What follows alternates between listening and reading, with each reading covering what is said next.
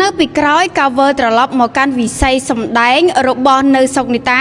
ក្រោយផ្អាកសិល្បៈជាង10ឆ្នាំមហាជនជាច្រើនមានការភ្ញាក់ផ្អើលនៅពេលដែលឃើញតារាសម្ដែងនៅសុកនីតា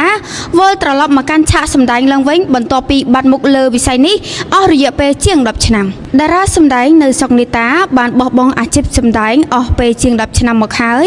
បន្ទាប់ពីមានគ្រួសារនិងមានកូនដោយឡែកថ្មីនេះនាងស្រាប់តែលេចមុខក្នុងរឿងអំពើអ្នកជិតខាងរបស់ផលិតកម្ម LD ទៅវិញ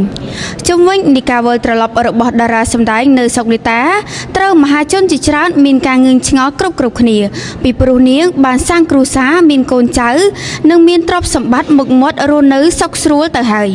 ចុះមិនដេចឡើយក៏វិលត្រឡប់មកសន្សំប្រាក់កាក់ស្និទ្ធនេះទៅវិញជុំវិញនៃការវិលត្រឡប់មកកាន់ឆាកសម្ដែងរបស់តារាសម្ដែងនៅសុកនីតាត្រូវបាននាងបញ្ជាក់ប្រាប់ថាតាមពិតនាងបានផ្អាកពីអាជីពនេះយូរមកហើយដោយសារបញ្ហាសុខភាពផងនិងបញ្ហាការងារផ្ទាល់ខ្លួនផង